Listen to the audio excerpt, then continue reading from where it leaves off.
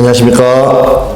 네, 오늘부터 다시 요약서 처음부터 보도록 하고요. 그다음에 이제 이번 순환에는 시작하기 전에 앞에 좀 어떤 내용들이 있는가 이렇게 요점들을 먼저 한번 생각을 해보고요. 보도록 하겠습니다. 자, 우리 이제 민법 총칙 10문제 나오죠. 자, 그랬을 때 제일 먼저 법률관계와 권리변동 나오고요. 그 다음에 법률행위의 목적, 여기까지 해가지고 이렇게 한 서너 문제 정도 이렇게 출제가 되겠습니다. 그 다음에 3장에서 의사표시, 비통착사강 이 부분 하고, 그 다음에 4장에서, 이제 여기까지 일단, 우리 오늘 여기까지가 수업이니까, 권리변동의 모습, 이 부분은 특별히 교재를 별도로 보지는 않겠습니다. 두 문자로 그냥 외운 것들 정리하시면 됩니다. 권리변동이 권리의 발생, 변경, 소멸이었죠. 네, 득실, 변경을 이야기를 했습니다. 그래서 발생해가지고 여기 적어져 있는 게 지금 뭡니까, 여러분? 원시취득, 승계취득. 승계취득에는 이전적 승계취득, 설정적 승계취득, 또 이전적 승계, 설정적 승계. 그 다음에 이전적 승계는 다시 특정 승계와 포괄 승계 이렇게 있었다는 거. 그 다음에 포괄 승계는 상포회였습니다. 상소, 포괄, 유증, 회사의 합병 이러한 것들 생각하시면 되겠습니다. 그 다음에 권리의 변경은 주체의 변경, 그 다음에 내용의 변경, 그 다음에 작용의 변경 이러한 것들이 있습니다. 내용의 변경에는 질적 변경과 양적 변경. 질적 변경이 중요했죠. 질적 변경이 뭐였습니까, 여러분? 손해배상 채권으로 바뀌는 거. 네, 그 부분이 아주 중요했다라는 거 생각하시면 되겠습니다. 양적 변경 같은 경우에는 제한물권 설정했다. 예를 들어서 토지 소유자가 지상권을 설정하였다. 그러면 사용수익권 등이 지상권이 존속하는 동안은 없어져 버리죠. 그래서 우리가 완전한 동그라미가 반쪽으로 쪼그라들게 된다라고 이야기를 하였습니다. 그 다음에 작용의 변경은 파워업이었죠. 파워업, 힘이 세워지는 것. 어떤 거 있었나요? 부동산 임차권 등기하게 되면 대항력이 생기고요. 그 다음에 2순위 저당권이라고 하더라도 만약 선순위인 1순위 저당권이 변제 등으로 소멸하게 되면 순위 승진한다라고 이야기하였습니다. 자, 그 내용들 봐두시면 되고, 그 다음에 권리의 소멸은 절대적 소멸하고 상대적 소멸이 있죠. 상대적 소멸은 뭐였습니까? 주인 바뀐 거. 갑에서 을로 건물 소유권이 이전됐다. 그러면 갑의 입장에서는 소유권을 상실했지만 권리 자체는 멀쩡한 거. 그럴 때 절대적 소멸 사유가 목, 공, 혼, 소, 폭이었습니다. 목이 뭐였습니까? 목적물의 멸실, 공이 공영, 징수, 혼이 뭐였나요? 혼동, 소가 뭐였습니까? 소멸시의 완성, 그 다음에 포가 포기 이렇게 되어 있었고, 여기에 중요했죠. 자, 사선의 의미는 뭐였습니까?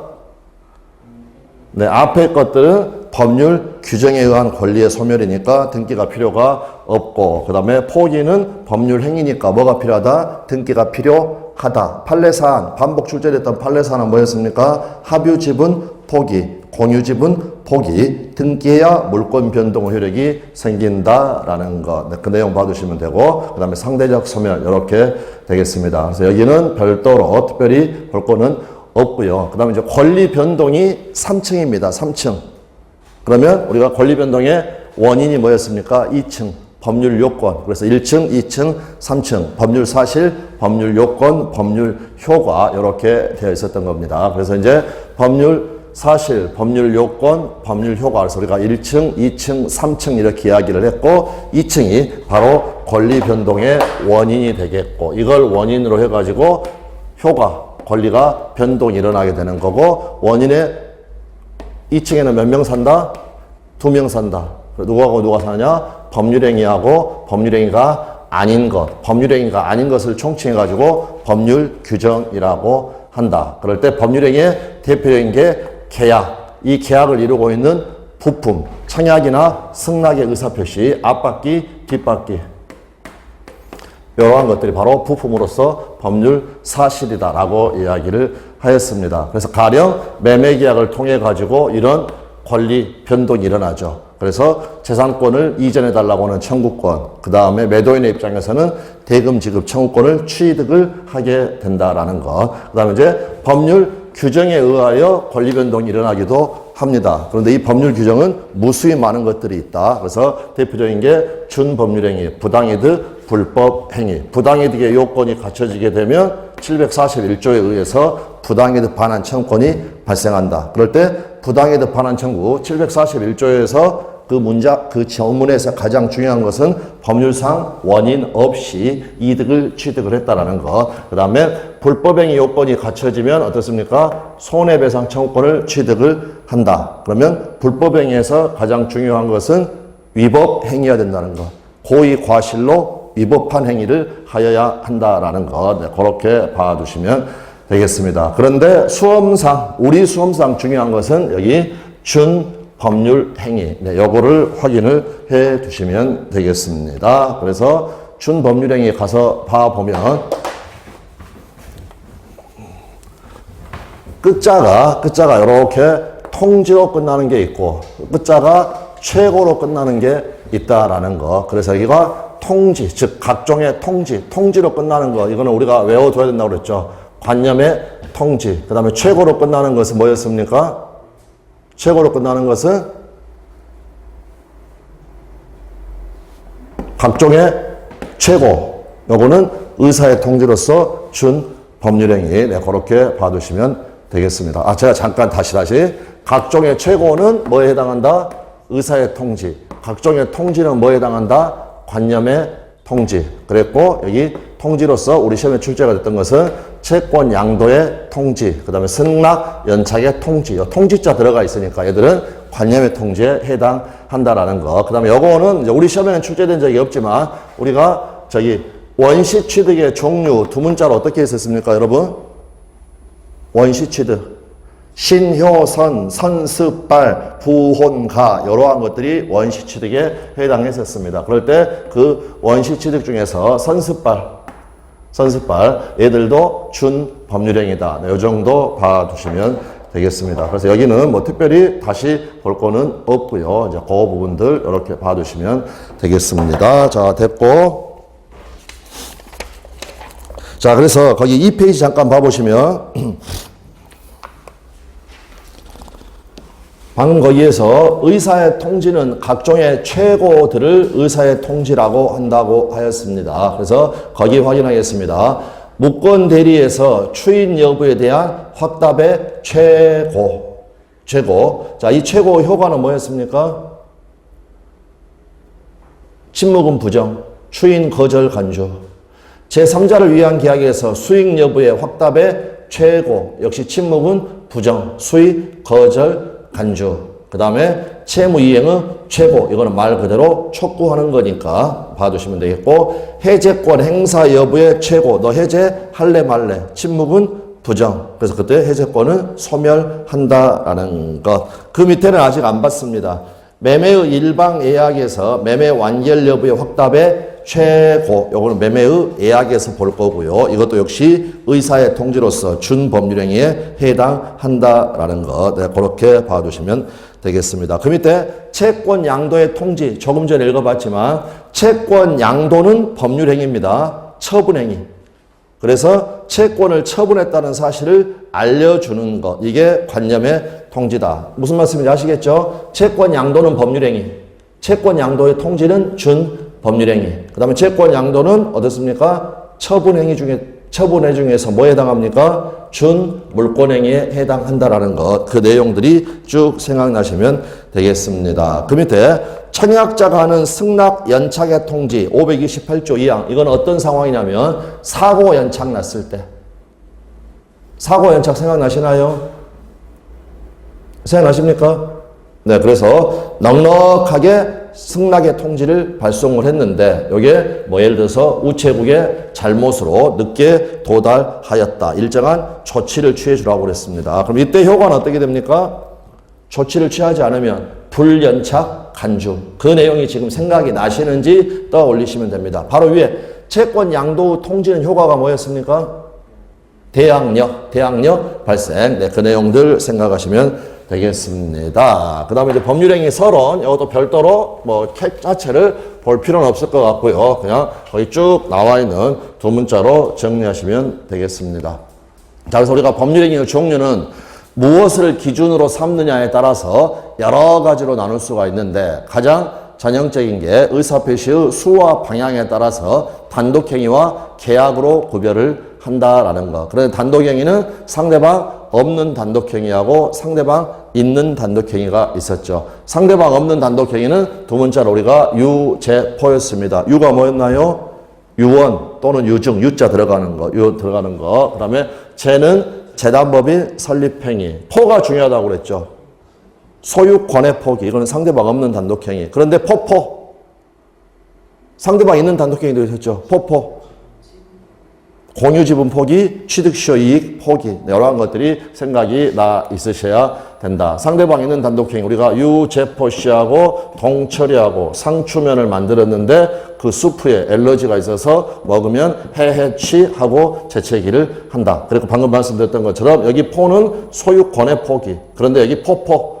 공유지분 포기하고 시효이익의 포기는 상대방 있는 단독행위라는 거. 여기에 암기가 되어 있어야 한다라고 말씀을 드렸습니다. 그런데 우리 시험에서 물어봤던 것은 여기 합의 해제, 여기는 계약이죠.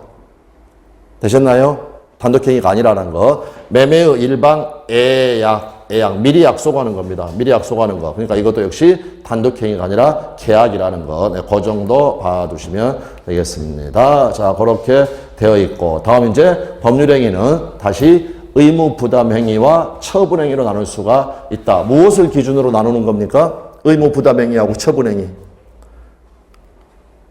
기준이 있어야 될 거 아닙니까? 나누는 기준. 이행의 문제가 남느냐, 남지 않느냐. 의무부담행위는 이행의 문제가 남게 되고 처분행위는 이 자체가 이행하는 거니까 이행의 문제를 남지 않게 된다. 그리고 의무부담행위는 채권 채무를 발생시키는 행위, 채권행위라고도 불린다. 그 다음에 처분행위 중에서는 직접 물권 변동을 목적으로 하는 것. 예를 들면 소유권 양도라든지 그 다음에 제한물권 설정이라든지 이런 것들을 물권행위라고 하는데 준물권행위는 뭐였나요? 물권 이외의 권리를 변동시키는 것을 목적으로 하는 법률행위. 그러니까 대표적으로 뭐가 하면 되겠습니까? 소유권 자리다가 채권 붙이면 된다고 그랬죠. 채권, 양도, 채무, 면제 이러한 것들이 바로 처분행위에 해당한다라는 거 봐두시면 되겠습니다. 자, 그랬고 이제 의무부담행위와 처분행위는 책에서 한 가지만 확인하겠습니다. 책으로 가셔가지고 3페이지에 그 표가 있고 의무부담행위 나와 있고요. 거기 특징 보시면 발생한 채권 채무에 관하여 나중에 이행을 해야 되니까 이행이라는 문자를 남긴다라는 것. 가장 중요한 특징. 행위자에게 처분의 권한이나 능력이 없어도 유효하다라는 것. 관련 조문은 569조에 적어져 있습니다. 매매의 목적이 된 권리가 타인에게 속한 경우에는 매도인은 그 권리를 취득하여 매수인에게 이전하여야 한다. 이전하여야 한다라는 말이 어떻습니까? 의무부담행위로서 타인 권리 매매가 유효하다라는 것. 그런데 앞에 취득하여 이전하여야 된다. 그 취득하여라는 말은 무슨 말입니까? 우리가 그냥 했던 이야기로 6월 1일 날 처분행위를 할 때는 소유권이 있어야 된다라는 것. 네, 그 내용 생각하시면 되겠습니다. 거기에 다시 한번 읽어보시면 물권행위는 소유권 양도, 제한물권 설정, 소유권의 포기, 준물권행위는 소유권 자리에다가 채권을 집어넣어서 채권 양도, 그 다음에 채권의 포기라는 건 다른 각도에서 보면 채무를 면제해 주는 거니까 이렇게 봐두시면 되겠습니다. 특징, 권리변동을 직접 일으키고 이행의 문제를 남기지 않는다라는 것. 아까 취득하여 이전하여야 한다. 즉 의무부담행위와 달리 행위자에게 처분권이 필요가 없다. 이걸 이제 판례는 처분의 권한이나 능력이 있어야 유효하다라는 것 이렇게 봐두시면 되겠습니다. 다음 저당권 설정 역시 처분행위죠. 따라서 처분의 권리 또는 권한을 가진 자만이 저당권을 설정할 수 있다. 그러므로 원칙적으로 부동산 소유자가 어떻습니까? 설정자가 될 수가 있다라는 거 봐두시면 되겠고요. 거기 밑에 관련 판례 나와 있고 결국에 이제 관련 판례를 적어보면 우리가 무권리자가 의무 부담 행위를 하였다. 이건 이제 관련 판례가 아니라 아까 569조에서 취득하여 이전하여야 한다라고 해가지고 유효라고 규정을 하고 있고, 그 다음에 무권리자의 처분행위. 이거는 유효다, 무효다? 무효다라고 직접 판례에서 이야기를 하고 있습니다. 그래서 그 판례 한번 읽어보도록 하겠습니다. 법률행위에 따라 권리가 이전되려면 권리자 또는 처분 권한이 있는 자가 처분행위를 하여야 한다. 따라서 무권리자가 타인의 권리를 처분한 경우에는 특별한 사정이 없는 한 권리가 이전된다, 안 된다? 이전되지 않는다라는 것. 그래서 결국 무권리자의 의무 부담행위는 유효하지만 무권리자의 처분행위는 무효이다. 그래서 우리가 줄여서 무권 처분은 무효이다. 유동적 무효, 확정적 무효? 유동적 무효입니까? 확정적 무효입니까? 이게 지금 안 튀어나오면 지금 공부가 제대로 안 되고 있는 겁니다. 무무토가 유동적 무효였습니다. 무무토가 유동적 무효. 그러면 우리 판례는 무권 처분을 어떻게 처리를 한다? 어떤 식으로 취급을 한다? 무권 대리처럼 취급한다고 그랬죠. 무권 대리처럼. 자, 그래서 어디를 봐보시느냐. 42페이지에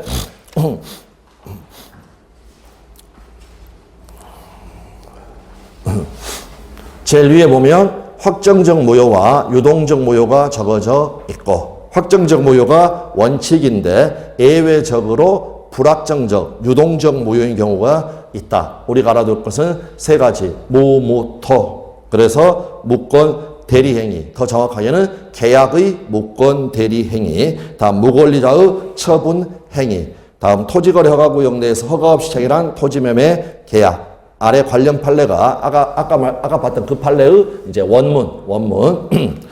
권리자가 무권리자의 처분을 추인을 하면 무권 대리에 대해 본인이 추인을 한 경우와 당사자들 사이에 이익 상황이 유사하므로 무권 대리의 추인에 관한 민법 130조 추인하지 않으면 본인에 대하여 효력이 없다.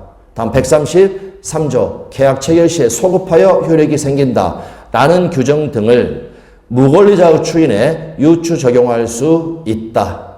따라서 무권리자의 처분이 계약으로 이루어진 경우에 권리자가 이를 추인하면 원칙적으로 계약의 효과가 계약을 체결했을 때에 소급하여 권리자에게 귀속된다. 그런데 보시는 것처럼 우리 시험에서는 그때부터 새로운 법률을 한 것으로 본다라고 해가지고 틀린 지문으로 출제가 되었다. 결국 소급효가 있다라는 것까지 확인을 해 두시면 되겠습니다. 자, 그 정도 됐고요. 그 다음에 이제 출연행위와 비출연행위 어떻게 구별했느냐? 출연행위는 어떤 겁니까, 여러분? 출연자의 입장에서 보면 자신의 재산을 감소시키고 그에 의하여 타인의 재산을 증가시키는 것. 그런데 유상행위라는 것은 가령 매매 계약처럼 양쪽에서 출연행위를 하는 것. 양쪽에서. 그런데 무상행위는 여기 매매처럼, 무상행위는 증여계약처럼 그렇게 일방만 출행위를 한다라는 거 그렇게 봐두시면 되겠습니다. 구별실익은 뭡니까? 구별실익.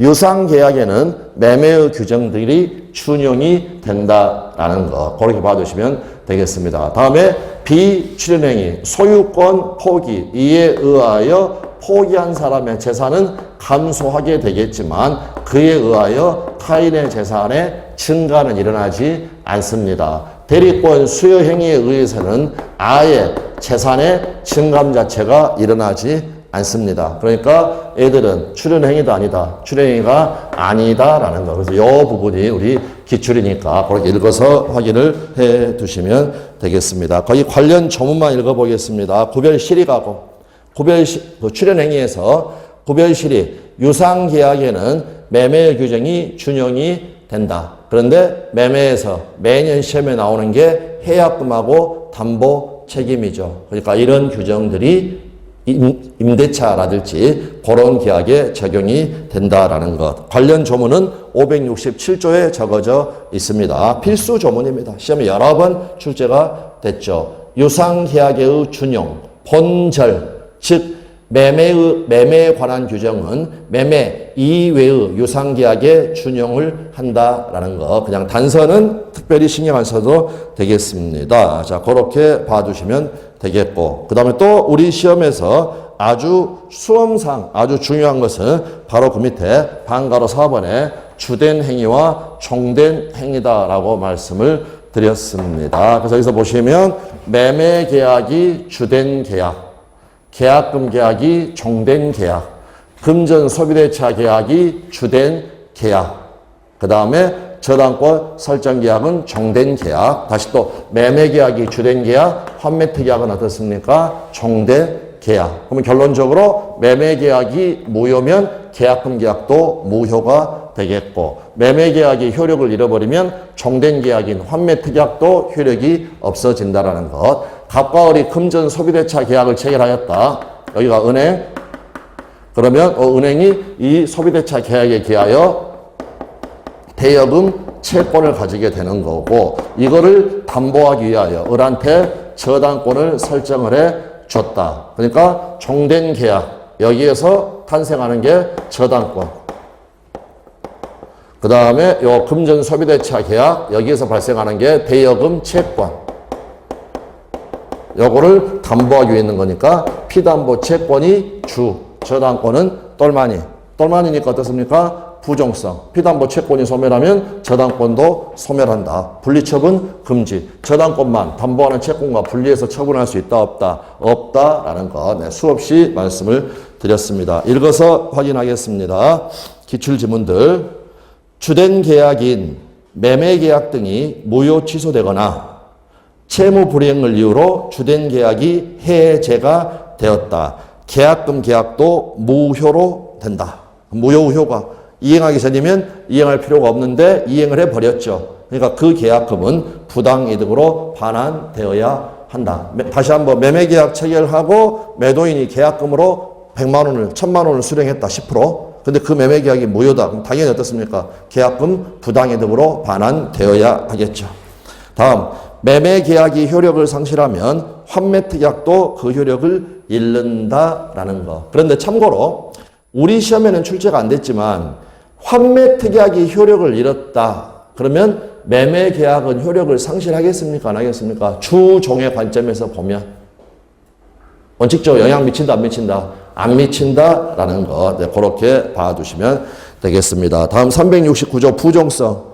저당권으로 담보한 채권이 시효 완성, 기타 사유로 인하여 소멸한 때에는 저당권도 소멸한다라는 거. 그런데 엄밀히 말하면 소멸시효 완성은 우리 시험 범위가 아니었죠. 그러므로 기타 사유에서 가장 중요한 건 뭐였습니까? 변제가 되겠죠. 피담보 채권을 변제를 하게 되면 채권이 소멸하고, 채권이 소멸하게 되면 어떻습니까? 부종성에 의하여 저당권도 소멸한다라는 거. 이렇게 봐두시면 되겠습니다. 그럼 여기에서 잠깐만 이거 한번 생각해 보십시오. 자, 예를 들어서 갑소의 건물을 을이 공사를 했고요. 그 공사 대금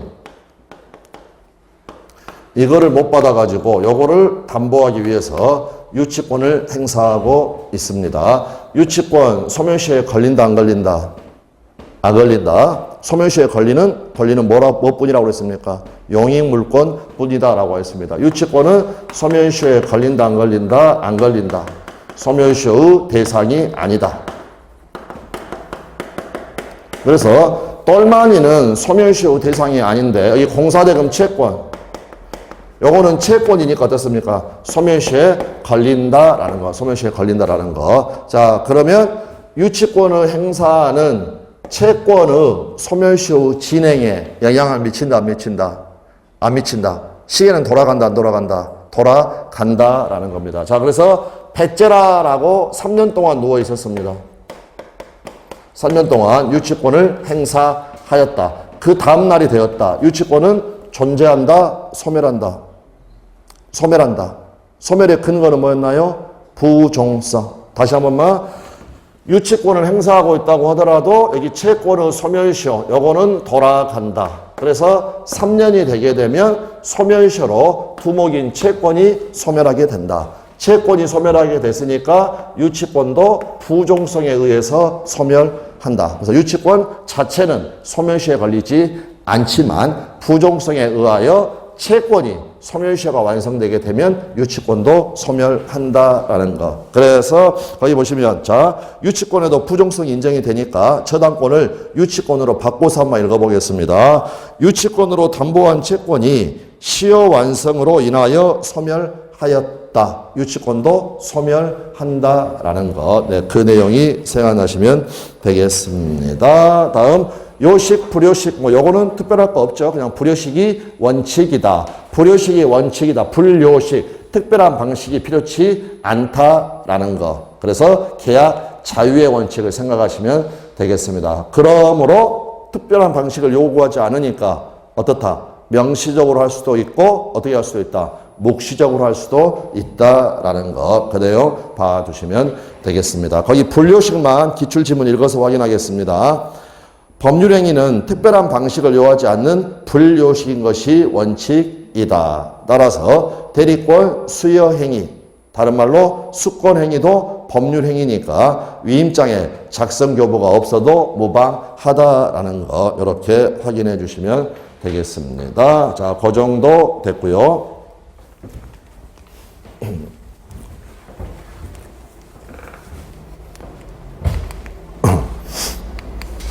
자, 그 다음에 이제 법률행위의 요건.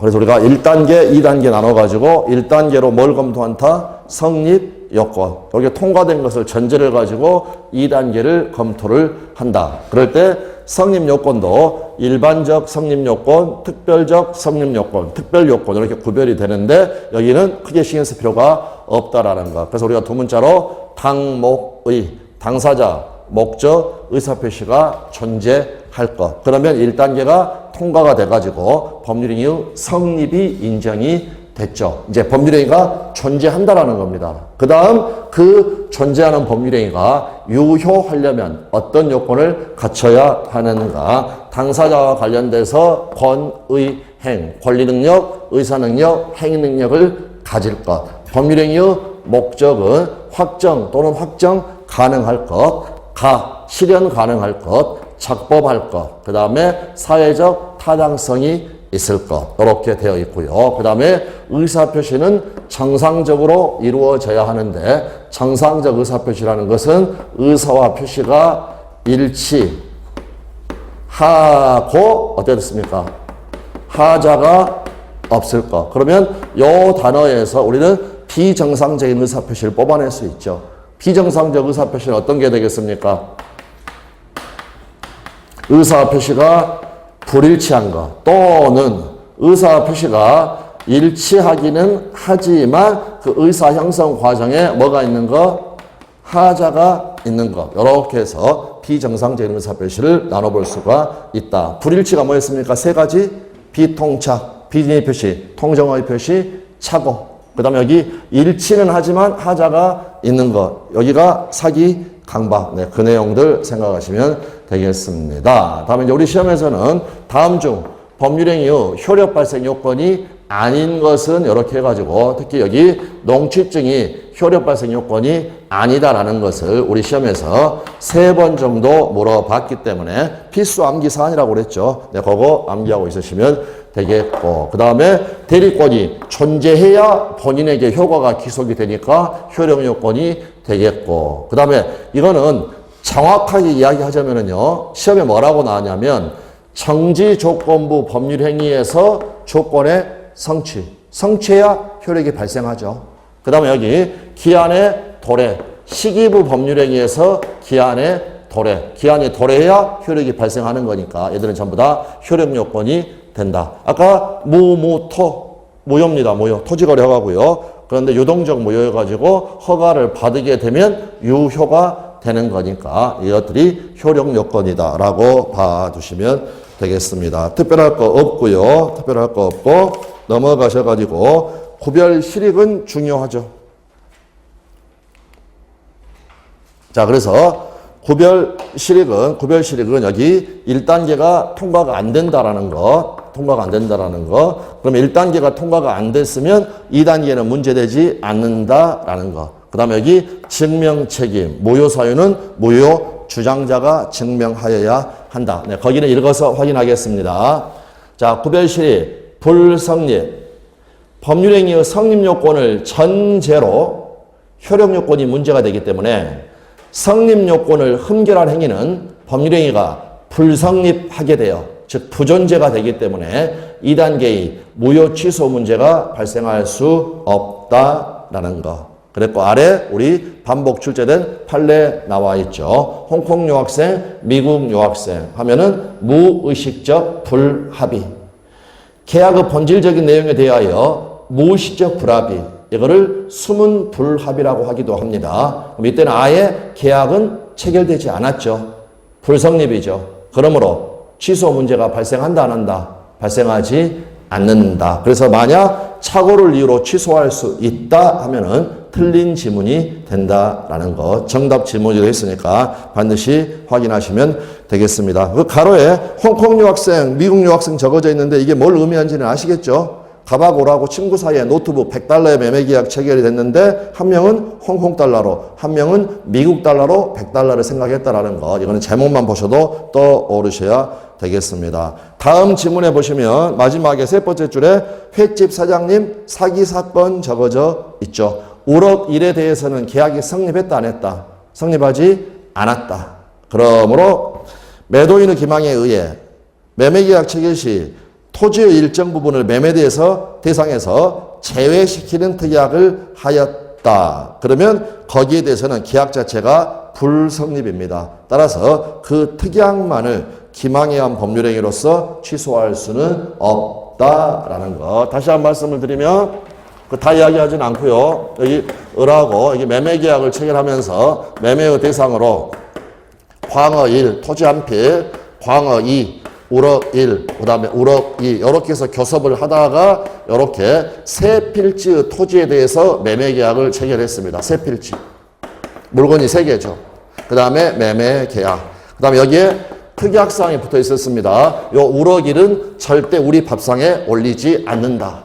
제외한다라는 거. 되셨나요? 그런데 알고 봤더니 횟집 사장님이 사기를 친 거였다. 그걸 다시 한번 이거 생각하십시오. 이 말이 무슨 말이냐면 고등법원은요, 이 제외 특약만을 사기를 이유로 취소하는 걸 인정을 해버렸습니다. 그러다 보니까 요 제외 특약을 사기를 이유로 취소를 해버려가지고 고등법원은 결과적으로 갑과 을 간에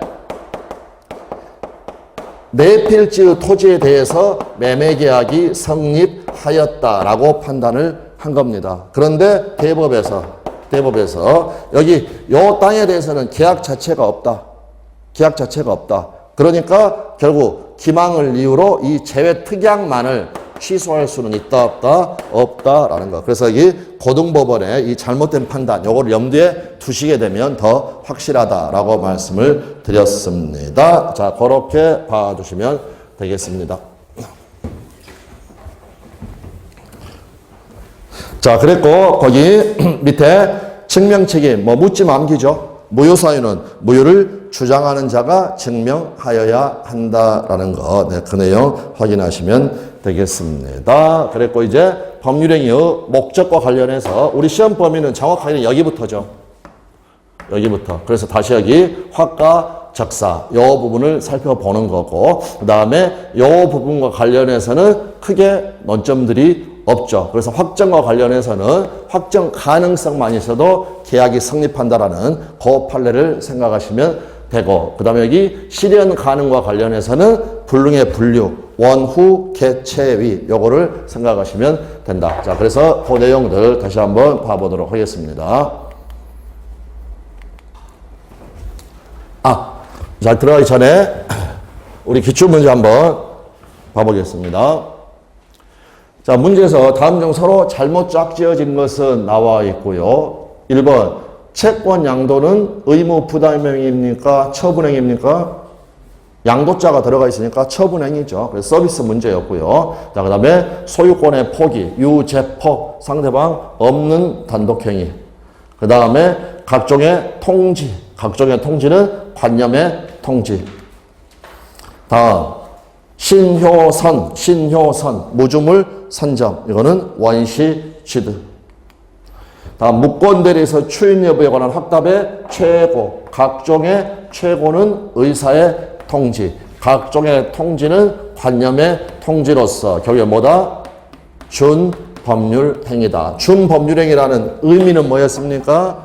법 조문에 의하여, 법률 규정에 의하여 효과가 결정이 된다라고 말씀을 드렸었습니다. 자, 그래서 1번이 정답이 되겠고, 다음 중 상대방 없는 단독행위에 해당하는 것은, 그래서 재작년 32회, 33회도 마찬가지로 요거를 물어봤습니다. 유죄포 찾으면 되겠죠. 공유지분의 포기, 그 다음에 무권대행의 추인, 상추면에서 추, 상계의 의사 표시. 아까 포포, 공유지분의 포기하고 취득소유의 포기는 상대방 있는 단독행위라고 그랬죠. 소유권의 포기는 상대방 없는 단독행위. 그럼 여기가 재단법인 유죄포가 나와야 되겠죠. 재단법인 설립행위. 이거는 상대방 없는 단독행위다라는 거 나와 있고요.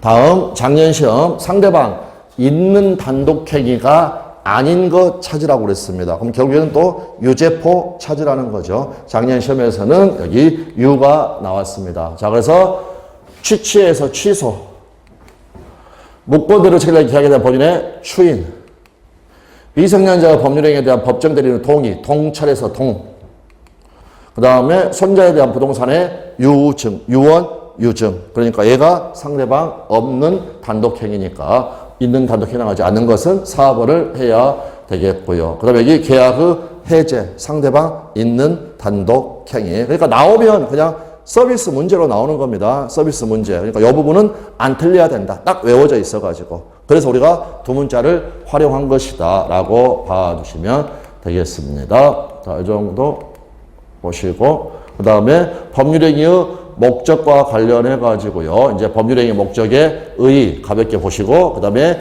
법률행위 목적의 유효 요건 확가적사로 들어간다. 그럴 때 목적의 확정, 여기 목적의 가능은 실현 가능을 이야기를 하는 거고요. 근데 확정과 관련해서는 확정 가능성만 있어도 계약이 성립한다라는 그 판례 읽어서 확인하겠습니다.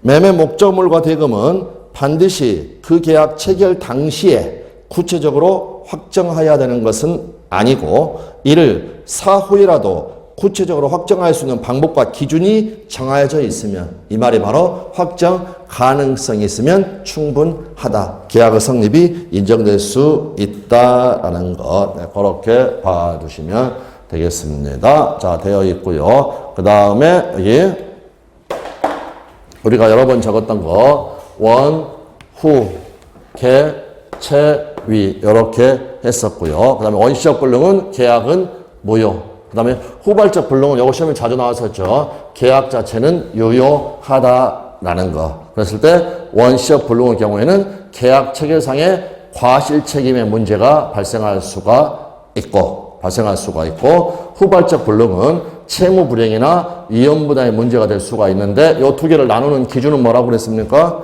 채무자한테 규칙 사유가 있냐 없냐. 채무자한테 규칙 사유가 있으면 채무 불이행으로 가게 되고, 그 다음에 채무자에게 규칙 사유가 없는 경우에 위험 부담으로 가게 된다. 그런데 지금 이렇게 적어져 있지만 제가 수업 시간에 적었던 거 원, 후, 여기에 포인트입니다. 여기 딱 정해져 있다. 원시적 불능은 계약 체결상의 과실책임, 후발적 불능은 채무자의 규칙서에 따라서 규칙 사유가 있으면 채무 불이행, 규칙 사유가 없으면 뭘로 가게 된다? 위험 부담으로 가게 된다. 그런데 결국 결론적으로 후발적 불능의 경우에는 계약 자체는 유효하죠. 그러니까 이 경우에는 계약 체결상의 과실책임 문제가 발생한다 안 한다? 발생하지 않는다라는 겁니다. 다음 원시적 불능은 무효입니다. 무효니까 이 경우에는 채무 불이행의 문제가 발생할 수 있겠습니까? 없겠습니까? 없다라는 거. 그래서 요 화살표 이 교통 정리가 아주 중요하다라고 이야기를 하였습니다. 자, 그래서 거기 불능의 분류 위에 보시면 민법상 무효가 되는 불능은 원시적 불능에 한정된다. 이건 뒤집으면 바로 밑에 후발적 불능의 경우에는 계약 자체는 유효하다. 그리고 그 원시적 불능은 좀 더 구체적으로 이야기하게 되면 원객전, 원시적 객관적 전부불능을 이야기를 한다. 그래서 밑에 보시는 것처럼 원시적 객관적 전부불능이다. 계약은 무효인데 일정 요건 하에 계약 체계상의 과실 책임의 문제가 발생할 수 있다. 그래서 계약 체계상의 과실 책임 갑하고 을하고 갑소유의 건물에 대해서 을하고 4월 1일 날 매매 계약을 체결을 하였다. 그런데 이 건물은 이미 3월 1일자 천재지변으로 멸실된 상태였다. 그럼 계약은 무효. 자, 그럴 때 일정 요건. 갑은 어때야 됩니까? 요건. 계약 체계상의 과실책에 물으려면 어떤 요건이 있어야 됩니까? 갑은 알았거나 알 수 있었어야 되고, 을은 선이 무과실이어야 하고. 되셨나요? 그럼 을은 갑한테 손해배상을 청구할 수 있다고 그랬죠. 그 손해배상은 이행이익 배상입니까? 실내이익 배상입니까? 실내이익 배상. 이 계약 자체가 무효이기 때문에 이행이익 배상이라는 단어는 나올 수가 없다. 그래서 이 경우에 을은 갑에게 실내이익 배상 또는 실내이익 상당의 손해에 대해서 배상을 청구할 수가 있다라는 것. 그런데 한도가 있었습니다. 한도. 뭘 초과하지 못한다? 법에 적어요. 법에. 이행이익을 넘지 못한다. 이행이익을 초과하지 못한다라고 535조에 적어져 있습니다. 이거는 계약법에서 다시 확인하면 되는 거니까 여러분들이 그 구조를 알고 있으면 된다. 네, 그 정도 말씀을 드리겠습니다.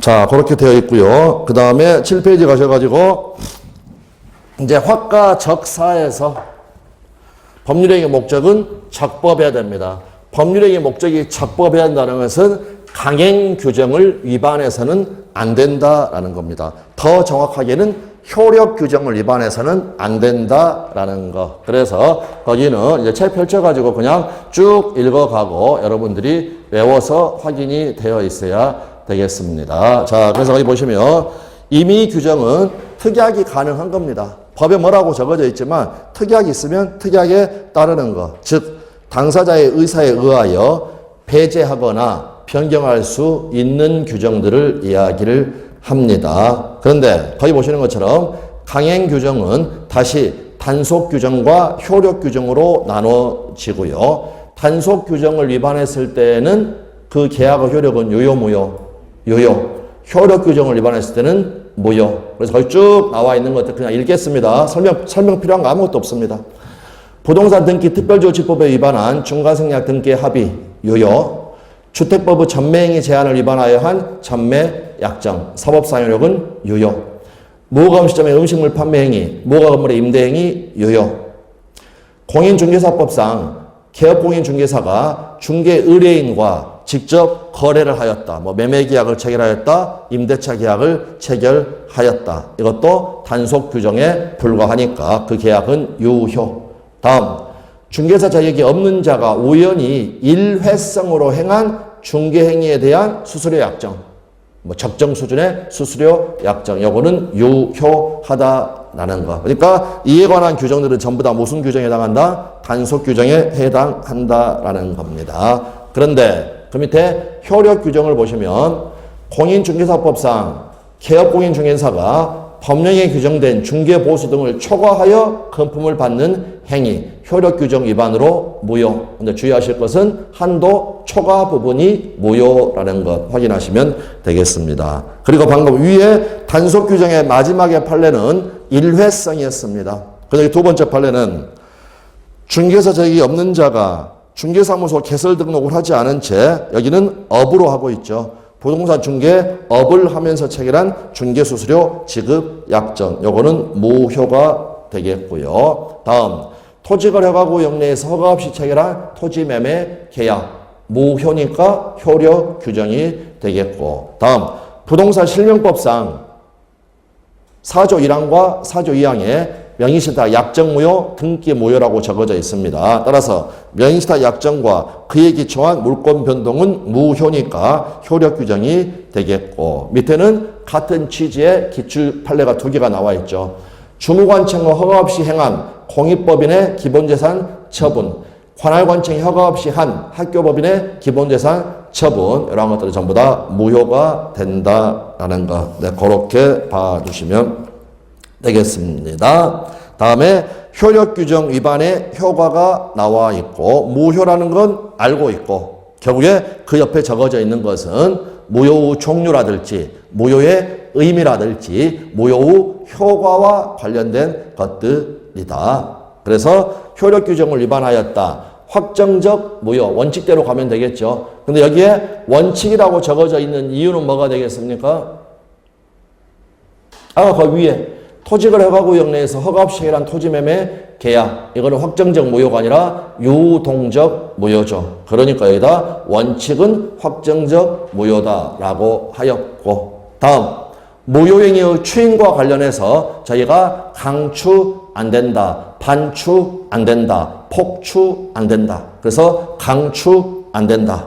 그래서 효력 규정을 위반하면 무효고요. 당사자가 추인을 하더라도 유효가 될 수 있다, 없다? 없다라는 것. 그 다음에 강행 규정 위반으로 무효인 경우에는 표현대리 법리가 적용될 여지가 없다. 우리가 이제 표현대리는 지난 시간 때 그 기본 개념을 말씀을 드렸었습니다. 자, 표현대리가 성립하게 되면 돈 물어주는 겁니까? 이행하는 겁니까?